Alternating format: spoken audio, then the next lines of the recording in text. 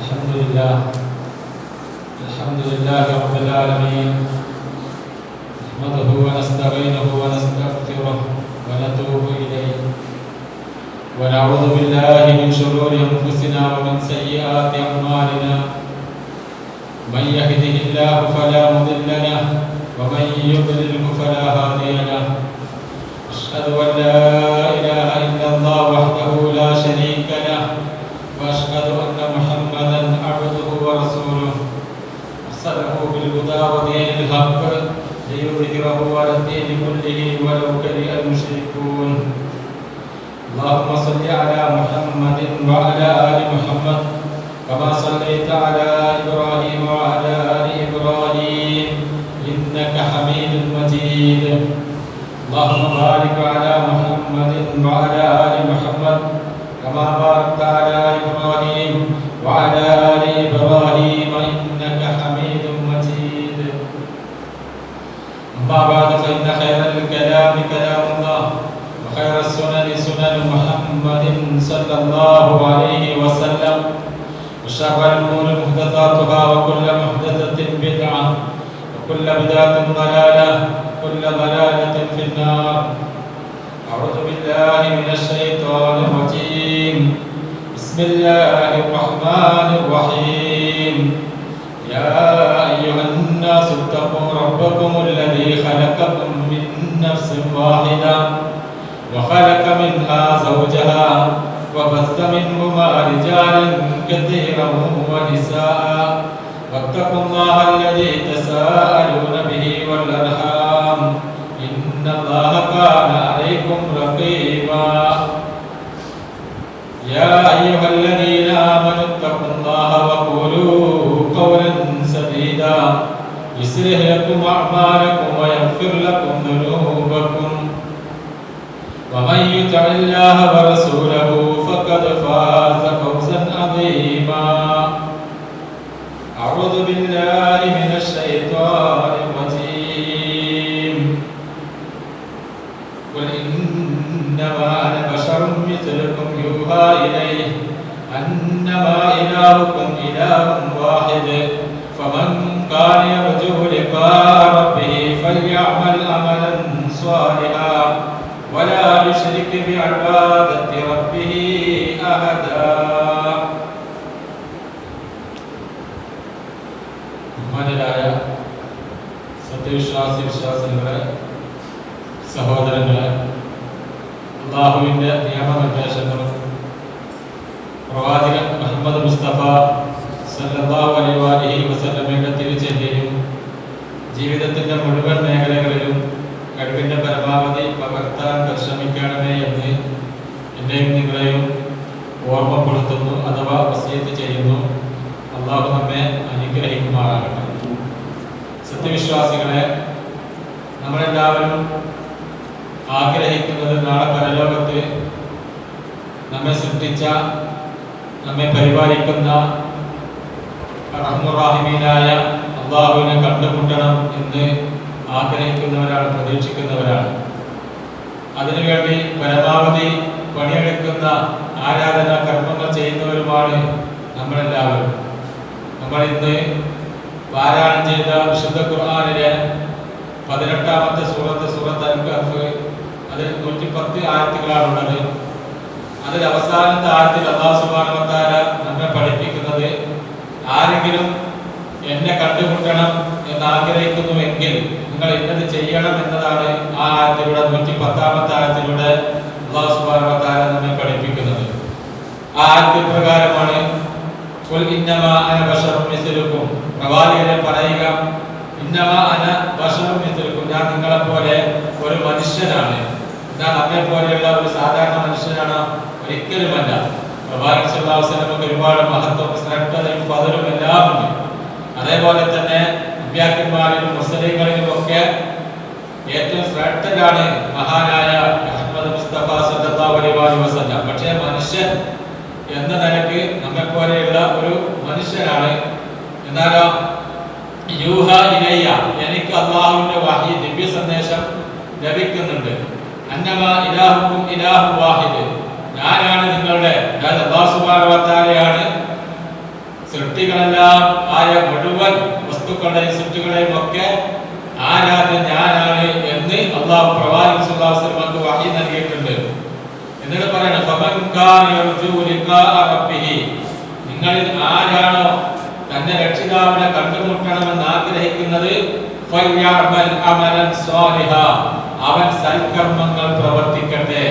മാത്രമല്ല വലാ യുശ്രികു ബിഇബാദത്തി റബ്ബിഹി അഹദ, അവന്റെ രക്ഷിതാവിൽ ആരെയും അവൻ പങ്കു ചേർക്കാതിരിക്കുകയും ചെയ്യട്ടെ. അല്ലാഹുവിനെ കണ്ടുമുട്ടണമെന്ന് ആഗ്രഹിക്കുന്ന ആളുകൾ ഫൽയഅമൽ അമലൻ സ്വാലിഹാ, അവൻ സൽക്കർമ്മങ്ങൾ പ്രവർത്തിക്കണം. അതേപോലെ അല്ലാഹുവിൽ ആരെയും പങ്കു ചേർക്കാനും പാടില്ല. ഈ ഒരു നിബന്ധന നമ്മൾ പാലിക്കുന്നുവെങ്കിൽ, നമ്മുടെ ജീവിതത്തിലൂടെ പ്രാവർത്തികമാക്കുന്നുവെങ്കിൽ ഇൻഷാ അല്ലാഹ് അല്ലാഹുവിനെ നമുക്ക് കണ്ടുമുട്ടാൻ സാധിക്കും എന്നതാണ് ഈ ആയത്തിലൂടെ അല്ലാഹു നമ്മെ പഠിപ്പിക്കുന്നത്. സഹോദരങ്ങളെ, ഈ ആയത്തിനെ മുൻനിർത്തിക്കൊണ്ട് നമ്മൾ ചില കാര്യങ്ങൾ മനസ്സിലാക്കേണ്ടതുണ്ട്. ഇവിടെ ഫൽയഅമൽ അമലൻ സ്വാലിഹാ എന്ന് പറഞ്ഞു, നിങ്ങൾ സൽക്കർമ്മങ്ങൾ പ്രവർത്തിക്കണം. എന്താണ് സൽക്കർമ്മങ്ങൾ? നമ്മുടെ സംഘടന നേതാക്കന്മാർ കൽപ്പിക്കുന്നതാണോ, അല്ലെങ്കിൽ നമ്മുടെ മാതാപിതാക്കൾ മുൻകാല ആളുകളെ കണ്ട് പഠിച്ച് അവർ നമുക്ക് കൈമാറി തരുന്നതാണോ, അതല്ലെങ്കിൽ ലോകത്തുള്ള ഭൂരിപക്ഷം ആളുകൾ ചെയ്യുന്നതാണോ? ഇതൊന്നുമല്ല. പക്ഷേ ഇവരിൽ ഈ പറയപ്പെട്ട കാര്യങ്ങളിൽ സൽക്കർമ്മങ്ങൾ ഉണ്ടാവും. പക്ഷെ മാനദണ്ഡം എന്താണ്? അതിന് പണ്ഡിതന്മാർ പഠിപ്പിക്കുന്നത് ഇസ്ലാമിലെ ഒരു കാര്യം സൽക്കർമ്മമായി പരിഗണിക്കണമെങ്കിൽ 3 നിബന്ധനകൾ അത്യാവശ്യമാണ്.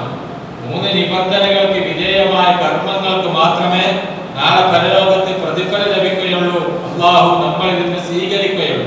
അതിൽ ഒന്നാമത്തത് അൽ ഈമാനു ബില്ലാഹ്, അല്ലാഹുവിലുള്ള വിശ്വാസം ക്ലിയർ ആക്കണം. അതായത് മഹാനായ മുഹമ്മദ് മുസ്തഫ റസൂൽ കരീം സല്ലല്ലാഹു അലൈഹി വസല്ലം തങ്ങൾ എപ്രകാരമാണോ ഇസ്ലാമിന്റെ നിയമനിർദ്ദേശങ്ങൾ നമ്മെ പഠിപ്പിച്ചു തന്നത്, ആ നിയമനിർദ്ദേശങ്ങൾ എപ്രകാരമാണോ റസൂലുള്ളാഹി സ്വല്ലല്ലാഹു അലൈഹി വസല്ലം ജീവിതത്തിൽ പ്രാവർത്തികമാക്കിയത്, അതിൽ ഏറ്റവും പ്രധാനപ്പെട്ടതാണല്ലോ അല്ലാഹുവിൽ എങ്ങനെ വിശ്വസിക്കണമെന്ന് റസൂലുള്ളാഹി സ്വല്ലല്ലാഹു അലൈഹി വസല്ലം തങ്ങൾ തന്റെ പ്രബോധന കാലഘട്ട ജീവിതമായി 23 വർഷം കൊണ്ട് നമുക്ക് പഠിപ്പിച്ചത്. അപ്പോൾ അങ്ങനെ അല്ലാഹുവിലുള്ള വിശ്വാസം എങ്ങനെയാണോ റസൂൽ കരീം സല്ലല്ലാഹു അലൈഹി വസല്ലം ജീവിതത്തിൽ പ്രാവർത്തികമാക്കിയത്, സ്വർഗ്ഗ സന്തോഷ വാർത്ത വിശുദ്ധ ഖുർആനിലൂടെ കേൾക്കാൻ അവസരം ലഭിച്ച സഹാബാ കിറാമുകൾ എപ്രകാരമാണ് അല്ലാഹുവിനെ വിശ്വസിച്ചത്, അതുപോലെ നമ്മൾ വിശ്വസിക്കുക. അതാണ് ഈമാൻ ബില്ലാഹ്, അല്ലാഹുവിലുള്ള വിശ്വാസം. അല്ലാഹുവിൽ കൃത്യമായ വിശ്വാസം ശരിയാകാതെ, അല്ലാഹുവിലുള്ള വിശ്വാസം കൃത്യമാക്കാതെ നമുക്ക് തോന്നിയ രൂപത്തിലുള്ള വിശ്വാസങ്ങളും അനുഷ്ഠിച്ചുകൊണ്ട് നടക്കുന്നുവെങ്കിൽ നമ്മൾ എത്ര കർമ്മങ്ങൾ ചെയ്താലും അല്ലാഹു സ്വീകരിക്കുകയില്ല. അതുകൊണ്ട് തന്നെ നമ്മുടെ കർമ്മങ്ങൾക്ക് നാളെ പരലോകത്ത് പ്രതിഫലം ലഭിക്കണമെങ്കിൽ ഒന്നാമതായി നമുക്ക് വിശുദ്ധ ഖുർആൻ തന്നെ പഠിപ്പിച്ചു തരുന്നത് എന്താണ്? അല്ലാഹുവിനെ അൽ ഈമാനു ബില്ലാഹ്, അല്ലാഹുവിലുള്ള വിശ്വാസം ക്ലിയർ ആകണം. റസൂൽ എപ്രകാരമാണോ അല്ലാഹുവിനെ വിശ്വസിച്ചത് അതുപോലെ നമ്മൾ വിശ്വസിക്കണം. രണ്ടാമത്തെ നിബന്ധന ആത്മാർത്ഥതയോടുകൂടി കർമ്മങ്ങൾ ചെയ്യണം, ആരെയും കാണിക്കാനല്ല. അതേപോലെ തന്നെ ആരുടെ മുമ്പിലും ആരായി ചമയാനുള്ള ഞാൻ എന്നൊരു ഭാവം അതിനു വേണ്ടിയല്ല. പത്രമാധ്യമങ്ങളിലും അതുപോലെ തന്നെ TV മാധ്യമങ്ങളിലും ഒക്കെ നമ്മുടെ പേര് വരാനോ ആളുകൾക്കിടയിൽ പ്രശസ്തി നേടാനോ അല്ല. അല്ലെങ്കിൽ സൃഷ്ടികളിൽ ഏതെങ്കിലും ഒരു സൃഷ്ടിയെ പേടിച്ചുകൊണ്ട്, ഇപ്പൊ ഭർത്താവിനെ പേടിച്ച് ഭാര്യ നിസ്കരിച്ചാൽ ആ പേടിയിൽ നിന്ന് രക്ഷപ്പെടുമെന്നല്ലാതെ അല്ലാഹു സ്വീകരിക്കുകയില്ല. അതുകൊണ്ടാണ് അല്ലാഹു പറയുന്നത് വമാ ഉമിറു ഇല്ലാ ലിയഅബ്ദുല്ലാഹ മുഖ്ലിസീന ലഹുദ്ദീൻ. റസൂൽ സല്ലല്ലാഹു അലൈഹി വസല്ലം പറയാണ്, ഞാൻ കൽപ്പിക്കപ്പെട്ടിട്ടില്ല ഇതിനല്ലാതെ ആത്മാർത്ഥമായി കർമ്മങ്ങൾ ചെയ്ത് മതം അല്ലാഹുവിനെ നിഷ്കളങ്കമാക്കി ചെയ്യാനാണ് ഞാൻ കൽപ്പിക്കപ്പെട്ടിട്ടുള്ളത്. അപ്പൊ ആത്മാർത്ഥമായി കർമ്മങ്ങൾ ചെയ്യണം. റസൂൽ പഠിപ്പിച്ചല്ലോ ഇന്നമൽ അഅ്മാലു ബിന്നിയാത്ത്, കർമ്മങ്ങളൊക്കെ സ്വീകരിക്കപ്പെടുന്നത് നിയ്യത്തിന്റെ അടിസ്ഥാനത്തിലാണ്. നമ്മളൊരു പാവപ്പെട്ട വ്യക്തിക്ക് അല്പം ധനം പൈസ സഹായമായി നൽകുന്നുവെങ്കിൽ ആ നൽകുന്ന സമയത്ത് നമ്മുടെ മനസ്സിൽ എന്താണോ ഉള്ളത്, നാളെ മരണപ്പെട്ട് പരലോകത്ത് എല്ലാവരെയും പുനർജീവിപ്പിച്ച് ആ ഒരു മാശറ വൻസഭയിൽ ഒരുമിച്ച് കൂട്ടി ജനങ്ങൾ വിചാരണക്കെടുക്കുന്ന സമയത്ത് രക്ഷപ്പെടണമെന്ന ആഗ്രഹമാണോ എങ്കിൽ നാളെ പരലോകത്ത് അത് സ്വീകരിക്കപ്പെടും. അതല്ലെങ്കിൽ വേറെ വല്ല ആഗ്രഹമാണ്, മനസ്സാണ് നമ്മുടെ ആ സമയത്ത് നമുക്കുള്ളത് എങ്കിൽ നമുക്ക് എന്താണ് അവിടെ ഉള്ളത്, ആ സമയത്തുള്ള ആ മനസ്സുള്ളത്, അതിനനുസരിച്ച് പ്രതിഫലം ലഭിക്കുക. അതുകൊണ്ട് കർമ്മങ്ങൾ പരലോകത്ത് കൂലി കെട്ടണമെന്ന് ആത്മാർത്ഥമായ നിയ്യത്തോടുകൂടി ഇഖ്ലാസോടുകൂടി നമ്മൾ കർമ്മങ്ങൾ ചെയ്യണം. അപ്പോൾ ഒന്ന് അൽ ഈമാനു ബില്ലാഹ്, അല്ലാഹുവിലുള്ള വിശ്വാസം ക്ലിയർ ആകണം. രണ്ട് അൽ ഇഖ്ലാസു ബില്ലാഹ്, അല്ലാഹുവിന്റെ കർമ്മങ്ങൾ നിഷ്കളങ്കമായി ചെയ്യണം. മൂന്നാമത്തേതോ ഇത്തിബാഉ റസൂലില്ലാഹ് സ്വല്ലല്ലാഹു അലൈഹി വസല്ലം, റസൂൽ സല്ലല്ലാഹു അലൈഹി വസല്ലം ചെയ്തത് അതേപോലെ ചെയ്യണം. നമ്മൾ മഗ്രിബ് ഈ പള്ളിയിൽ വന്ന് 3 റക്അത്ത് ജമാഅത്തായി നമസ്കരിക്കും അല്ലേ? മഗ്രിബിന്റെ സമയത്ത് നമ്മൾ നമസ്കരിക്കാറുണ്ട് 3 റക്അത്ത് ജമാഅത്തായി. ആ മഗ്രിബിന് ശേഷം 2 റക്അത്ത് സുന്നത്ത് നമസ്കാരമുണ്ട്. ആ നമസ്കാരം നമ്മൾ മഗ്രിബ് നമസ്കാരം ജമാഅത്തായിട്ടല്ലേ നമ്മൾ നിർവഹിച്ചത്, അതിന് 27 ഇരട്ടി കൂലിയുണ്ടല്ലോ ഒറ്റയ്ക്ക് നമസ്കരിക്കുന്നതിനേക്കാൾ. അതുകൊണ്ട് മഗ്രിബിന് ശേഷമുള്ള ആ 2 റക്അത്ത് നമസ്കാരം നമുക്ക് ജമാഅത്തായി നമസ്കരിക്കാം. അത് നല്ലതല്ലേ, കൂടുതൽ കൂലി കിട്ടുമല്ലോ എന്ന് വിചാരിച്ച് ചെയ്താലോ അത് ഇസ്ലാം അനുവദിക്കൂല. കാരണം എന്താ, റസൂൽ സല്ലല്ലാഹു അലൈഹി വസല്ലം മഗ്രിബിന് ശേഷമുള്ള 2 റക്അത്ത് നമസ്കാരം ഒറ്റക്കാണ് നിർവഹിച്ചത്, ജമാഅത്തായിട്ടല്ല. അതേപോലെ തന്നെ നമസ്കാര ശേഷമുള്ള ദിക്റുകൾ അത് റസൂലുള്ളാഹി ഒറ്റക്കാണ് നിർവഹിച്ചത്. അതുകൊണ്ട് നമ്മൾ അതുപോലെ ഒറ്റയ്ക്ക് നിർവഹിക്കണം. സുബ്ഹാനല്ലാഹ്, അൽഹംദുലില്ലാഹ്, അല്ലാഹു അക്ബർ എത്ര പ്രാവശ്യം ചൊല്ലേണ്ടത്? 33 തവണയാണ്. അത് 33 തന്നെ ചൊല്ലണം, എങ്കിലേ അതിന് പ്രതിഫലം ലഭിക്കുകയുള്ളൂ. അപ്പോൾ റസൂലുള്ളാഹി സ്വല്ലല്ലാഹു അലൈഹി വസല്ലം ദീനിന്റെ കാര്യമായി ഏത് രൂപത്തിലാണോ പഠിപ്പിച്ചു തന്നത് അത് അതേ രൂപത്തിൽ ചെയ്യുക. അതിനാണ് ഇത്തിബാഉ റസൂലില്ലാഹ് എന്ന് പറയുക. റസൂൽ സല്ലല്ലാഹു അലൈഹി വസല്ലമയെ അനുധാവനം ചെയ്യണം. അപ്പോൾ ഇസ്ലാമിലെ ഒരു കാര്യം സൽക്കർമ്മമായി പരിഗണിക്കണമെങ്കിൽ ഒന്നാമത്തത് അല്ലാഹുവിലുള്ള വിശ്വാസം ക്ലിയറാകണം. രണ്ടാമത്തത് ആത്മാർത്ഥമായി അല്ലാഹുവിന് വേണ്ടി കർമ്മങ്ങൾ ചെയ്യണം. മൂന്നാമത്തത് റസൂലുള്ളാഹി സ്വല്ലല്ലാഹു അലൈഹി വസല്ലം ചെയ്ത കാര്യങ്ങൾ ചെയ്താലേ നാളെ പരലോകത്ത് ലഭിക്കുകയുള്ളൂ. എന്നാൽ സഹോദരങ്ങളെ, നമ്മുടെ ചുറ്റുഭാഗത്തും ഒരുപാട് മുസ്ലിങ്ങളുണ്ടല്ലോ, അവരിൽ പല ആളുകളും ഒരുപാട് കർമ്മങ്ങൾ ചെയ്യുന്നുണ്ട്. പക്ഷെ അതിന് ഇസ്ലാമിൽ പ്രമാണങ്ങളുണ്ടോ? ഇസ്ലാമിന്റെ പ്രമാണങ്ങൾ വിശുദ്ധ ഖുർആനും അതുപോലെ തന്നെ പ്രവാചകൻ സല്ലല്ലാഹു അലൈഹി വസല്ലമയുടെ സുന്നത്തുമാണ്. ആ 2 പ്രമാണങ്ങളിലും ഇല്ലാത്ത ഒരുപാട് കർമ്മങ്ങൾ നമ്മുടെ ഇടയിൽ പല ആളുകളും ചെയ്യാറുണ്ട്. അതിന് ഈ നിബന്ധന ഉണ്ടോ എന്ന് നമ്മൾ പരിശോധിക്കണം. ഒരു പക്ഷേ നമ്മുടെ വീട്ടിലുള്ള നമ്മുടെ മാതാപിതാക്കളായിരിക്കും അത് ചെയ്യുക, അതല്ലെങ്കിൽ നമ്മുടെ വീട്ടിലുള്ള നമ്മുടെ വല്യുപ്പയുമായിരിക്കും, അല്ലെങ്കിൽ നമ്മുടെ സമുദായത്തിലെ പല ആളുകളുമായിരിക്കും.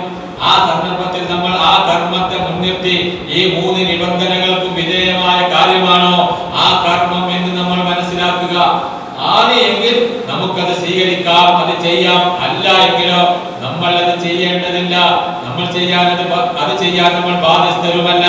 നാളെ പരലോകത്ത് അല്ലാഹു സുബ്ഹാനഹു വ തആല ഒരു വിഭാഗം ആളുകളെ സംബന്ധിച്ച് പഠിപ്പിച്ചു തരുന്നുണ്ട്. ഇതേ സൂറത്ത്, അതായത് സൂറത്ത് അൽ കാഫിന്റെ അവസാന വാചകങ്ങളിൽ, അവസാന ആയത്തുകളിൽ കാണാം, ഖുൽ ഹൽ നുനബ്ബിഉകും ബിൽ അഖ്സരീന അഅ്മാല الذين ضل سعيهم في الحياة الدنيا وهم يحسبون أنهم يحسنون صنعا.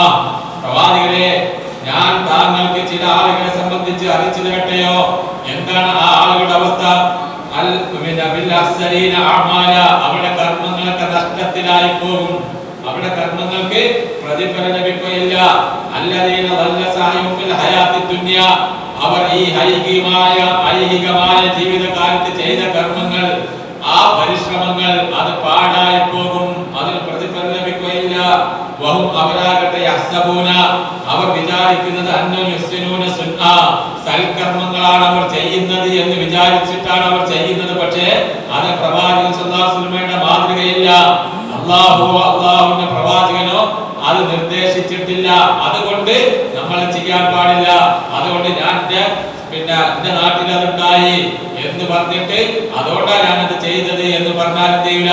അല്ലാഹു സുബ്ഹാനഹു വ തആല അത് സ്വീകരിക്കുകയില്ല. അതുകൊണ്ട് നേരത്തെ നമ്മൾ മനസ്സിലാക്കിയ ആ 3 നിബന്ധനകൾക്ക് വിധേയമായ കർമ്മങ്ങൾ മാത്രമേ അല്ലാഹു സുബ്ഹാനഹു വ തആല നമ്മളിൽ നിന്ന് സ്വീകരിക്കുകയുള്ളൂ എന്ന് നമ്മൾ പ്രത്യേകം ശ്രദ്ധിക്കേണ്ടതുണ്ട്. മാത്രമല്ല, ഖുർആൻ പറയുന്നുണ്ട്, ആരാണ് പരലോകത്ത് രക്ഷപ്പെടാൻ ആഗ്രഹിക്കുന്നത് അവൻ ആ പരലോകത്ത് രക്ഷപ്പെടാൻ ചെയ്യേണ്ട കർമ്മങ്ങളാണ് ചെയ്യേണ്ടത്. നമ്മൾ ഒരു കമ്പനിയിലോ അല്ലെങ്കിൽ ഒരു മാനേജറിന്റെ അടുത്തുള്ള ജോലി നമ്മൾ ജോലിക്ക് ചേർന്നു. ആ ജോലിക്ക് ചേർന്നതിന് ശേഷം നമ്മുടെ മുകളിലുള്ള ആള് എന്ത് ജോലിയാണോ പറയുന്നത് ആ ജോലിയാണ് നമ്മൾ ചെയ്യേണ്ടത്. എങ്കിലേ നമുക്ക് അവസാനം ശമ്പളം ലഭിക്കുകയുള്ളൂ. ഇല്ലെങ്കിലോ ശമ്പളം കിട്ടൂല. മാത്രമല്ല, ചിലപ്പോൾ നഷ്ടപരിഹാരം അങ്ങോട്ട് നൽകേണ്ടി വരും. നമ്മെ ഏൽപ്പിക്കാത്ത ജോലി ചെയ്ത് കഴിഞ്ഞാൽ കമ്പനിക്ക് അങ്ങോട്ട് പൈസ കൊടുക്കേണ്ടി വരും. അതേപോലെ സഹോദരങ്ങളെ, അല്ലാഹു സുബ്ഹാനഹു വ തആല പ്രവാചകൻ സ്വല്ലല്ലാഹു അലൈഹി വസല്ലം പറഞ്ഞയച്ച് നിങ്ങൾ ഇവിടെ ജീവിക്കുന്നു, ഈ ജീവിതത്തിന് വേണ്ട മുഴുവൻ സംവിധാനങ്ങളും അല്ലാഹു ഒരുക്കി തന്നു, എന്നിട്ട് ഇന്ന കാര്യമാണ് നിങ്ങൾ ചെയ്യേണ്ടത് എന്ന് പഠിപ്പിച്ചു തന്നു. പക്ഷെ നമ്മളത് ചെയ്യുന്നില്ല എങ്കിലോ നമുക്ക് പ്രതിഫലം ലഭിക്കുകയില്ല. അതുകൊണ്ടാണ് അല്ലാഹു സുബ്ഹാനഹു വ തആല പറയുന്നത്, എന്താ, വമൻ അറാദൽ ആഖിറത വസഅ ലഹാ സഅയഹാ ഫഹുവ മുഅ്മിനുൻ ഫഉലൈക കാന സഅയുഹും മഷ്കൂറാ. സൂറത്ത് ഇസ്രായിലെ 17ാമത്തെ അധ്യായം സൂറത്ത് ഇസ്രായിലെ ആയത്തിലാണ് അല്ലാഹു പറയുന്നത്. എന്താ പറയുന്നത്? വമൻ അറാദൽ ആഖിറത, ആരാണോ പരലോകം ഉദ്ദേശിക്കുന്നത് എങ്കിൽ വസഅ ലഹാ സഅയഹാ, അതിനു വേണ്ട പരിശ്രമമാണ് അവൻ പരിശ്രമിക്കേണ്ടത്. പരലോകത്തെ രക്ഷപ്പെടണം എന്ന് ആഗ്രഹിക്കുന്ന ആളുകൾ ആ രക്ഷപ്പെടാനുള്ള ഒരു മാർഗം റസൂലുള്ളാഹിയിലൂടെ അല്ലാഹു സുബ്ഹാനഹു വ തആല നമുക്ക് പഠിപ്പിച്ചു തന്നു. ആ കർമ്മങ്ങളാണ് നമ്മൾ ചെയ്യേണ്ടത്. എങ്കിൽ അവൻ വിശ്വാസിയായി തീരും. മാത്രമല്ല ഫൗലായിക കാന സഅയും മഷ്കൂറാ, പരലോകത്ത് അവന്റെ പരിശ്രമം നന്ദി ലഭിക്കുന്ന പരിശ്രമമായിരിക്കും, പ്രതിഫലം ലഭിക്കുന്ന പരിശ്രമമായിരിക്കും. അതുകൊണ്ട് പരലോകത്തെ രക്ഷപ്പെടാൻ ആഗ്രഹിക്കുന്ന ആളുകൾ എന്താണ് ചെയ്യേണ്ടത്? അതിനെന്താണോ അല്ലാഹു സുബ്ഹാനഹു വ തആലയുടെ പ്രവാചകൻ നമുക്ക് പഠിപ്പിച്ചിരുന്നത് അതാണ് നമ്മൾ ചെയ്യേണ്ടത്. ഇല്ലെങ്കിലോ നമുക്ക് പ്രതിഫലം ലഭിക്കുകയില്ല. സഹോദരങ്ങളെ, നമ്മളിപ്പോൾ ജീവിച്ചുകൊണ്ടിരിക്കുന്ന ഈ മാസം ഏതാ? അറബി മാസം ശഅബാൻ മാസമാണ്. അതിന് മുമ്പത്തെ മാസം ഏതാ? റജബ്. റജബ് കഴിഞ്ഞാൽ ഷഅബാൻ. ഇനി അടുത്ത മാസം അറബി മാസം ഏതാണ്? റമദാനാണ്. റമദാൻ വരുന്നതിന് മുമ്പ് നമ്മൾ ചില കാര്യങ്ങൾക്ക് ഒരുക്കി വെക്കേണ്ടതുണ്ട്. അള്ളാഹുവിന്റെ അടുത്ത് മാസം എന്ന് പറഞ്ഞാൽ 12 മാസമാണ് എന്ന് വിശുദ്ധ ഖുർആൻ നമ്മെ പഠിപ്പിക്കാണ്. ഖുർആനിലെ സൂറത്ത് തൗബയിൽ നമുക്ക് കാണാം, ഇന്ന ഇദ്ദത്ത ശുഹൂരി ഇൻദല്ലാഹി 12 ശഹറൻ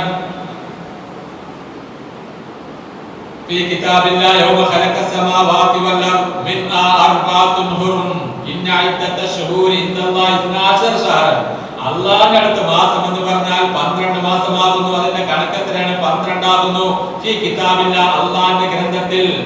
എന്നിട്ടോ അല്ലാഹു പറയുന്നത് യൗമ ഖലഖസ് സമാവാതി വൽ അർദ്, ആകാശ ഭൂമികൾ സൃഷ്ടിച്ചേട മുതൽ അല്ലാഹുവിന്റെ ഗ്രന്ഥത്തിൽ മാസം 12 ആകുന്നു. മിൻഹാ അർബഅത്തുൻ ഹുറും, അതിൽ 4 മാസങ്ങൾ, അത് 4 മാസങ്ങൾ പവിത്രതയുള്ള മാസങ്ങളാണ്. അത് ഹദീസിൽ റസൂലുള്ളാഹി സ്വല്ലല്ലാഹു അലൈഹി വസല്ലം തങ്ങൾ നമുക്ക് പഠിപ്പിച്ചു തന്നു. എന്താ? സലാസത്തുൽ മുതവാലിയ, 3 മാസങ്ങൾ തുടരെ വരുന്ന മാസങ്ങളാണ്. 3 മാസങ്ങൾ തുടരെ വരുന്ന മാസമാണ്. അതേതാണ് മാസം? ദുൽഖഅദ, ദുൽഹിജ്ജ, മുഹറം. ദുൽഖഅദ, ദുൽഹിജ്ജ, മുഹറം. പിന്നെ പറഞ്ഞത് റജബ്, മുദർ. മുദർ ഗോത്രക്കാർ പണ്ട് കാലത്ത് തന്നെ അറേബ്യ രാജ്യത്തുണ്ടായിരുന്ന മുദർ ഗോത്രക്കാർ പവിത്രമായി കണ്ടിരുന്ന റജബ് മാസം. ഈ 4 മാസം പവിത്രതയുള്ള അലംഘനീയമായ മാസമാണ് എന്ന് വിശുദ്ധ ഖുർആൻ തന്നെ നമ്മോട് പഠിപ്പിക്കുന്നു. അപ്പൊ ഈ 4 മാസങ്ങളിൽപ്പെട്ട പിന്നെ എന്താണ്? ദുൽഖഅദ, ദുൽഹിജ്ജ, മുഹറം, പിന്നെ റജബ്. ആ പവിത്രമായ മാസങ്ങളിൽ എന്തില്ല? ഈ ശഅബാൻ മാസമല്ല. കാരണം എന്താ? ദുൽഖഅദ, ദുൽഹിജ്ജ, മുഹറം, പിന്നെ റജബാണ്. ഒരു പവിത്രമായ മാസം കഴിഞ്ഞുപോയി. ഇനി ആ പവിത്രമായ മാസത്തിന് ശേഷമുള്ള ഒരു മാസമാണ് ശഅബാൻ. പിന്നെ അതിനുശേഷം ഖുർആൻ ഇറങ്ങിയ മാസമാണ് വരുന്നത്. അപ്പൊ ഈ ശഅബാൻ മാസത്തിൽ പല ആളുകൾ എത്തിയാറുണ്ട്, പല കർമ്മങ്ങളും ഇസ്ലാം പഠിപ്പിക്കാത്ത പല കർമ്മങ്ങളും ചെയ്യാറുണ്ട്. അതിൽപ്പെട്ടതാണ് ശഅബാൻ 15 ബറാത്തിന്റെ നോമ്പ് എന്ന് പറഞ്ഞിട്ട് ചില ആളുകൾ നോമ്പ് നോൽക്കാറുണ്ട്. ശഅബാൻ 15 പുണ്യമുണ്ട്. കാരണം എന്താ? അയ്യാമുൽ ബീദിൽപ്പെട്ട സമയമാണ്. റസൂലുള്ളാഹി ഓരോ മാസത്തിലും 3 ദിവസം സുന്നത്തായി നോമ്പനുഷ്ഠിച്ചിരുന്നു. 13, 14, 15 ദിവസങ്ങളിൽ അയ്യാമുൽ ബീദ് എന്നാണ് പറയുന്നത്. ഒരാൾ എല്ലാ മാസത്തിലും ഈ നോമ്പ് അനുഷ്ഠിക്കാറുണ്ട് എങ്കിൽ അദ്ദേഹത്തിന് ശഅബാൻ 15 എത്തിയ നോമ്പ് നോൽക്കാം. അല്ലെങ്കിൽ ഒരാൾ തിങ്കൾ വ്യാഴം നോമ്പ് നോൽക്കാറുണ്ട്, ശഅബാൻ 15 തിങ്കളാഴ്ചയാണ് വരുന്നതെങ്കിൽ ആ തിങ്കളാഴ്ച എന്ന സുന്നത്ത് നോമ്പ് നോൽക്കാം. അതല്ലാതെ ശഅബാൻ 15 ബറാത്ത് രാവ് എന്ന പേരിൽ എന്താണ് നോമ്പ് നോൽക്കാൻ ഇസ്ലാമിന് എന്തില്ല? തെളിവില്ല. നമ്മൾ നേരത്തെ മനസ്സിലാക്കിയ ആ 3 നിബന്ധനകൾ, ആ നിബന്ധനയിൽ എന്തില്ല? ഈ നോമ്പ് പെടൂല. കാരണം റസൂൽ സല്ലല്ലാഹു അലൈഹി വസല്ലം സഹാബാക്കൾ അത് ചെയ്തു കാണിച്ചു തന്നിട്ടില്ല, ഖുർആനിലോ ഹദീസിലോ ഇല്ല. അതേപോലെ തന്നെ കഴിഞ്ഞ ആഴ്ചകളിൽ പല ആളുകളും റജബ് 27 അന്ന് ഇസ്രാ മിഅ്റാജ് എന്ന് പറഞ്ഞ നോമ്പ് നോറ്റു. പക്ഷേ ഇസ്ലാമിൽ അങ്ങനെ ഇസ്രാ മിഅ്റാജ് എന്താ ഉണ്ടായത്? ഇസ്രാ ഇസ്രാ മിഅ്റാജ് അല്ലാഹു സുബ്ഹാനഹു വ തആല പ്രവാചകൻ സല്ലല്ലാഹു അലൈഹി വസല്ലമക്ക് നൽകിയ അപാരമായ അനുഗ്രഹമായ മുഅ്ജിസത്താണ്. ഒറ്റ രാത്രി കൊണ്ട് കിലോമീറ്ററുകൾ ദൂരെയുള്ള മക്കയിൽ നിന്ന് ഫലസ്തീനിലെ ബൈത്തുൽ മുഖദ്ദസിലെ മസ്ജിദുൽ അഖ്സയിൽ ഒറ്റ രാത്രി കൊണ്ട് പോയി തിരിച്ചു വന്നു. ആ ബൈത്തുൽ മുഖദ്ദസിൽ നിന്ന് ആകാശത്തേക്ക് പോയി. ഒന്നാം ആകാശം, 2, 3, 4 അങ്ങനെ 7 ആകാശങ്ങളിൽ പോയി. അതിനപ്പുറത്ത് അള്ളാഹിന്റെ തിരുസുന്നത്തിൽ ചെന്നു. പക്ഷെ അള്ളാഹുവിനെ നേരിട്ട് കണ്ടിട്ടില്ല. അള്ളാഹിനോട് സംസാരിച്ചു. അള്ളാഹു അവിടെ വെച്ചിട്ടാണ് 5 നേരത്തെ നമസ്കാരം നിർബന്ധമാക്കുന്നത്. അതൊക്കെ ഇസ്ലാമിലുള്ള കാര്യമാണ്. വിശുദ്ധ ഖുർആനിലും തിരുസുന്നത്തിലുമുണ്ട്. സുബ്ഹാനല്ലദി അസ്റാ ബി അബ്ദിഹി ലൈലൻ മിനൽ മസ്ജിദിൽ ഹറാമി ഇലൽ മസ്ജിദിൽ അഖ്സ അല്ലദി ബാറക്നാ ഹൗലഹു. സൂറത്ത് ഇസ്രായിലെ 17ാമത്തെ സൂറത്തിൽ 1ാമത്തെ വചനാണത്. അതിൽ ഇസ്രായിലിനെ പറ്റി പറയുന്നുണ്ട്. ഇസ്രാ എന്ന് പറഞ്ഞാൽ രാത്രിയിൽ യാത്ര ചെയ്യുന്നതിനാണ് അറബിയിൽ ഇസ്രാ എന്ന് പറയുക. അത് നടന്നിട്ടുണ്ട്. അത് അല്ലാഹുവിന്റെ റസൂൽ സല്ലല്ലാഹു അലൈഹി വസല്ലം അല്ലാഹു നൽകിയ മുഅ്ജിസത്താണ്, അമാനുഷിക ദൃഷ്ടാന്തമാണ്. അത് സ്വപ്നമല്ല. അത് ശരീരത്തോടു കൂടി ആത്മാവോട് കൂടിയാണ് പോയത്.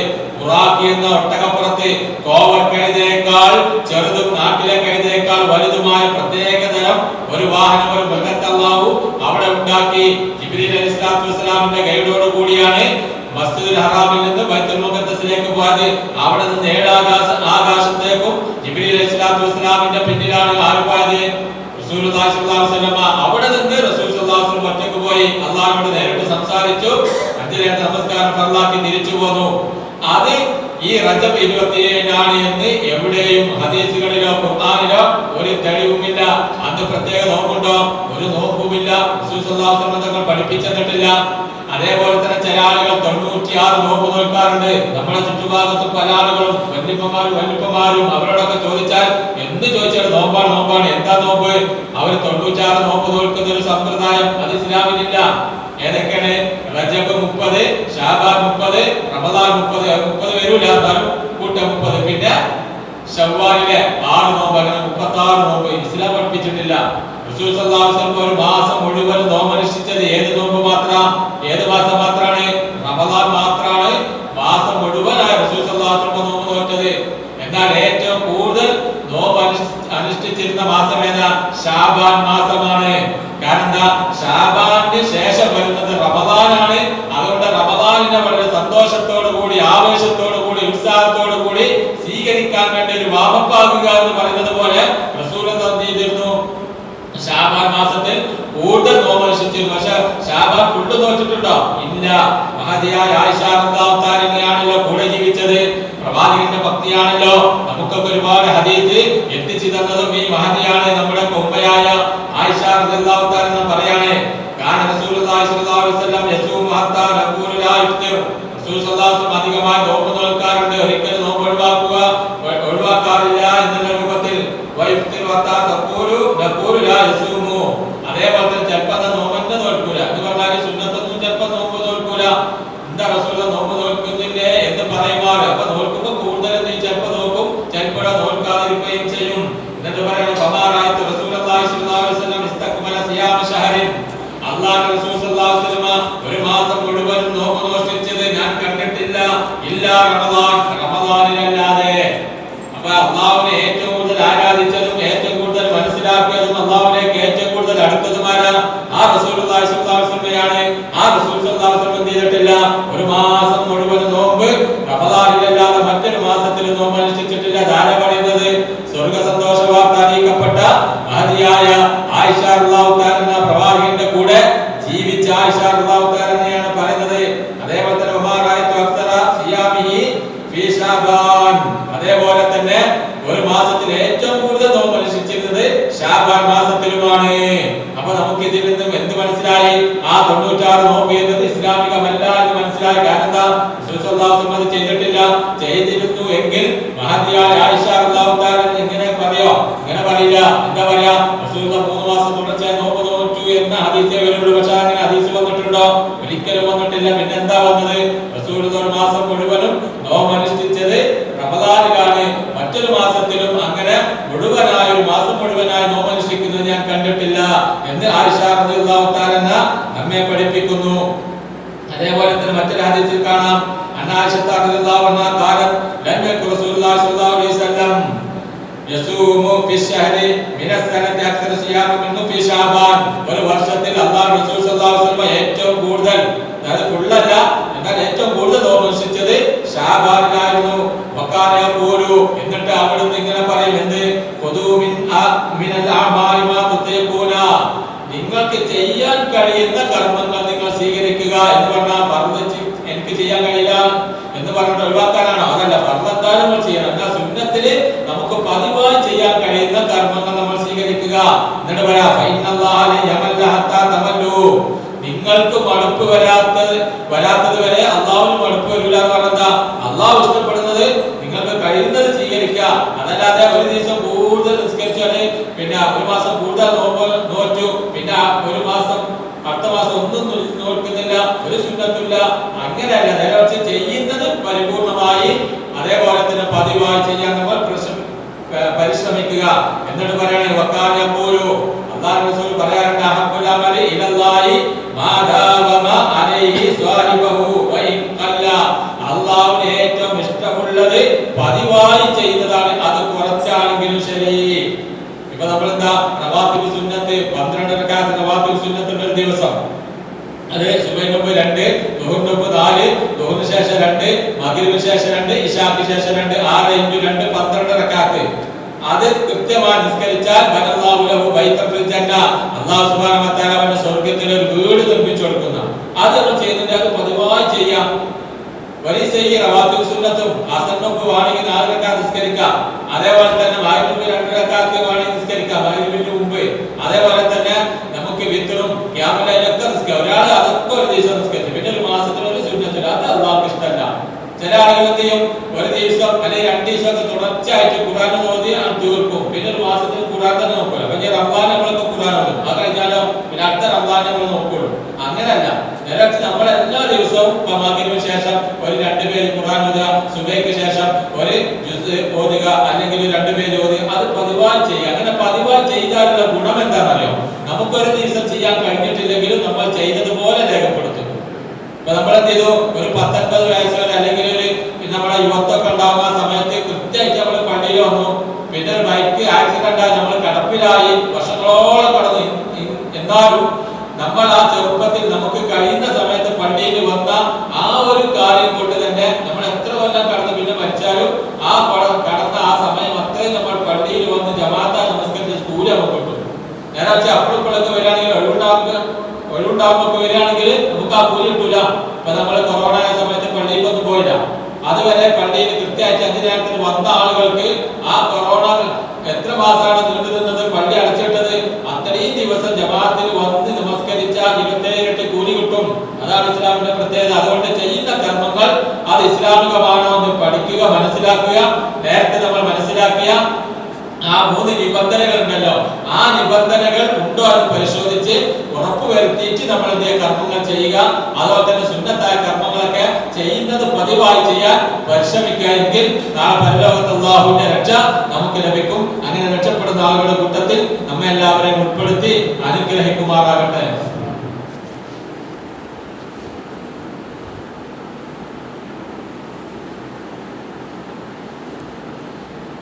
അൽഹംദുലില്ലാഹി റബ്ബിൽ ആലമീൻ, സ്വലാത്തു വസ്സലാമു അലാ അഷ്റഫിൽ അംബിയാഇ വൽ മുർസലീൻ വഅലാ ആലിഹി വസഹ്ബിഹി അജ്മഈൻ. അമ്മാ ബഅദ്. യാ അയ്യുഹല്ലദീന ആമനൂ തഖുല്ലാഹ ഹഖ്ക തുഖാതിഹി വലാ തമൂതുന്ന ഇല്ലാ വഅൻതും മുസ്ലിമൂൻ. ബഹുമാനരായ വിശ്വാസികളെ, അല്ലാഹുവിന്റെ നിയമനിർദ്ദേശങ്ങളും പ്രവാചകൻ സ്വല്ലല്ലാഹു അലൈഹി വസല്ലമയുടെ ചര്യയും ജീവിതത്തിന്റെ എല്ലാ മേഖലകളിലും കഴിവിന്റെ പരമാവധി പകർത്താൻ പരിശ്രമിക്കണമെന്ന് എന്നെയും നിങ്ങളെയും ഓർമ്മപ്പെടുത്തുന്നു. അല്ലാഹു നമ്മെ അനുഗ്രഹിക്കുമാറാകട്ടെ. വിശുദ്ധ ഖുർആനിലെ സൂറത്ത് ഫുർഖാനിൽ അല്ലാഹു സുബ്ഹാനഹു വ തആല സൂറത്ത് ദുഖാനിൽ അല്ലാഹു സുബ്ഹാനഹു വ തആല പറയുന്നത്, ഇന്നാ അൻസൽനാ ഫീ ലൈലത്തിൽ മുബാറക ഇന്നാ കുന്നാ മുൻദിരീൻ എന്ന ആയത്തിനെ വിശദീകരിച്ചുകൊണ്ട് ചില പണ്ഡിതന്മാർ അല്ലെങ്കിൽ ചില ആളുകളൊക്കെ പറയുന്നത്, അവിടെ ഇന്നാ അൻസൽനാ, നാം അതിനെ ഇറക്കി ഫീ ലൈലത്തിൽ മുബാറക, അനുഗ്രഹീതമായ ഒരു രാവിൽ എന്ന് പറയുന്നതാണ്. ഇന്നാ കുന്നാ മുൻദിരീൻ, തീർച്ചയായിട്ടും നാം താക്കീത് ചെയ്യുന്ന ആളാവുന്നു എന്ന് അല്ലാഹു സുബ്ഹാനഹു വ തആല പറയുന്നു. അപ്പൊ ഇവിടെ ഇന്നാ അൻസൽനാ ഫീ ലൈലത്തിൽ മുബാറക എന്ന് പറയുന്ന ആ രാവ് ഏതാണ്? കുറച്ച് വളരെ ചുരുക്കം ചില പണ്ഡിതന്മാർ പറയുന്നത് ഇത് ബറാത്ത് രാവാണ്. ആ ദിവസമാണ് എന്ത് ചെയ്യുന്നത്, സൃഷ്ടികളുടെ റിസ്ക് ഉപജീവനം നിശ്ചയിക്കുന്നത് എന്ന് ചില ആളുകൾ പറയുന്നുണ്ട്. പക്ഷെ ഇതിനെ വിശദീകരിച്ചുകൊണ്ട് മഹാനായ ഇബ്നു കസീർ റഹിമഹുല്ലാഹ് സൂറത്ത് ദുഖാനിലെ ഈ ആയത്തിനെ വിശദീകരിച്ചുകൊണ്ട് എല്ലാ വിഭാഗം ആളുകളും സ്വീകരിക്കുന്ന ഒരു മുഫസ്സിറാണ്, അതായത് ഖുർആൻ വ്യാഖ്യാതാവാണ് ഇബ്നു കസീർ റഹിമഹുല്ലാഹ്. അദ്ദേഹം പറയുന്നത് പിന്നെ മുഖ്ബിറൻ ഫീ അനിൽ ഖുർആനിൽ അദീം അന്നഹു അൻസലഹു ഫീ ലൈലത്തിൻ മുബാറക കമാ ഖാല അസ്സ വജൽ ഇന്നാ അൻസൽനാ ഫീ ലൈലത്തിൻ മുബാറക എന്ന് പറയുന്ന ഫീ ലൈലത്തിൻ മുബാറക എന്ന്, അതായത് ഇന്നാ അൻസൽനാഹു എന്ന് പറഞ്ഞതിനെ കൊണ്ട് ഉദ്ദേശിക്കുന്നത് ഇപ്പോ സൂറത്ത് ഖദറിലുണ്ട് ഇന്നാ അൻസൽനാഹു ഫീ ലൈലത്തുൽ ഖദർ, ലൈലത്തുൽ ഖദറിൽ നാം അവതരിപ്പിച്ച ഏതിനാ, അത് വിശുദ്ധ ഖുർആനാണ്. അതേപോലെ തന്നെ ഇവിടെയും ഇന്നാ അൻസൽനാഹു ഫീ ലൈലത്തുൽ ഖദർ, ഇന്നാ അൻസൽനാഹു ഫീ ലൈലത്തുൽ മുബാറക എന്ന് പറഞ്ഞാൽ അനുഗ്രഹീതമായ രാവിൽ നാം അതിനെ അവതരിപ്പിച്ചു എന്ന് പറഞ്ഞാൽ അത് ഏതാണ്, വിശുദ്ധ ഖുർആനാണ്. അതല്ലാതെ ഈ ബറാത്ത് രാവിനെ പറ്റിയല്ല എന്ന് ആരാണ് പറയുന്നത്, മഹാനായ ശൈഖ് ഇബ്നു കസീർ റഹിമഹുല്ലാഹ്. അറബി ഭാഷയിലെ ഏറ്റവും നല്ല തഫ്സീർ എഴുതിയ പണ്ഡിതനാണ്, എല്ലാ ആളുകളും അംഗീകരിക്കുന്ന ആളാണ്.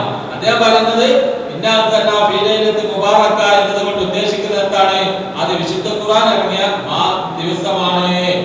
അതേതാണ് ലൈലത്തുൽ ഖദർ, ലൈലത്തുൽ ഖദർ ഖൈറും മിൻ അൽഫി ശഹർ, 1000 മാസങ്ങളേക്കാൾ ഉത്തമമുള്ള ദിവസമാണ് ഏത്, ലൈലത്തുൽ ഖദർ ദിവസം. ആ ദിവസത്തെ സംബന്ധിച്ചാണ് ഇവിടെ പിന്നെ മുബാറക ഫീ ലൈലത്തുൽ മുബാറക എന്ന് പറഞ്ഞത് എന്ന് മഹാനായ ശൈഖ് ഇബ്നു കസീർ റഹിമഹുല്ലാഹ് പഠിപ്പിക്കുന്നെങ്കിൽ സഹോദരങ്ങളെ, ബറാത്തി എന്ന് പറഞ്ഞൊരു സംഗതി ഇസ്ലാമിലെ തെളിവുകളിന്റെ അടിസ്ഥാനത്തിൽ നമുക്ക് കാണാൻ സാധിക്കുന്നില്ല. അത് ആരോടുമുള്ള വിരോധം കൊണ്ടോ ശത്രുത കൊണ്ടോ ആരെങ്കിലും ഏതെങ്കിലും കാര്യം പറഞ്ഞുകൊണ്ട് എതിർക്കുക എന്നുള്ള ഉദ്ദേശം കൊണ്ടോ അല്ല. നേരെ മറിച്ച് ദീൻ എന്ന് പറഞ്ഞത് സമ്പൂർണ്ണമാണ്.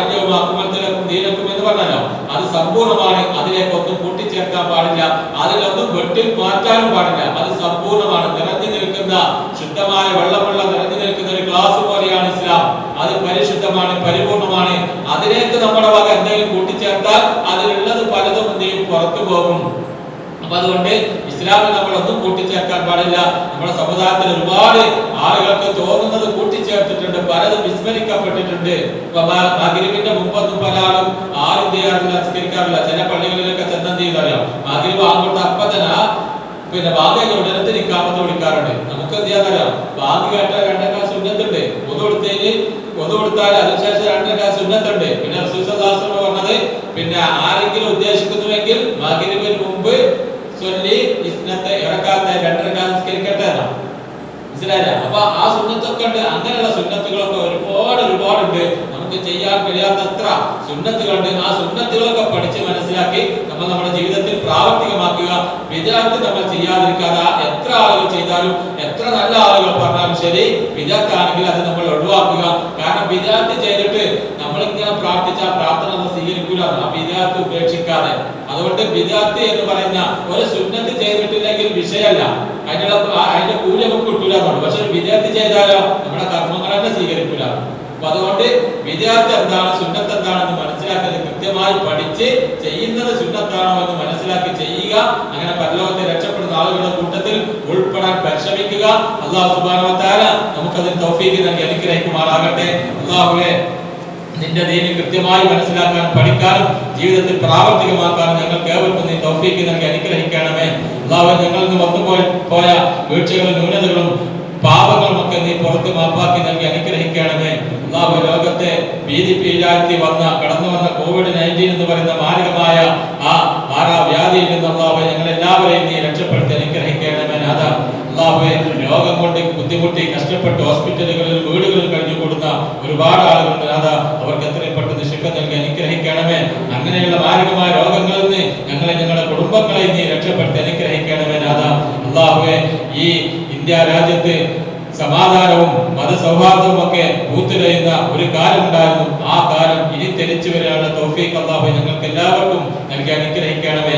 അങ്ങനെയുള്ള ഒരു സമാധാനമായ പ്രബോധനം ചെയ്യാനുള്ള ഒരു സന്ദർഭം അല്ലാഹു ഇനിയും ഞങ്ങൾക്ക് അവസാന നാൾ വരെ ഈ ഭൂമിയിൽ ഞങ്ങളുടെ രാജ്യത്തെ നീ നിലനിർത്തി അനുഗ്രഹിക്കണമേ. اللهم اغفر للمؤمنين والمؤمنات والمسلمين والمسلمات الأحياء والأموات إنك مجيب الدعوات يا قاضي الحاجات. اللهم أعز الإسلام والمسلمين وأذل الشرك والمشركين. اللهم دمر أعداءك وأعداء الدين من اليهود والنصارى والمنافقين والمجوسيين والبوذيين. اللهم أجرنا من النار، اللهم أجرنا من النار، اللهم أجرنا من النار. اللهم يا منزل الكتاب ومجري السحاب وحازم الأحزاب اللهم اهزمهم. اللهم إنا نجعلك في نهورهم ونعوذ بك من شرورهم. اللهم إنا نعوذ بك من البرص والجنون والجذام وسيء الأسقام.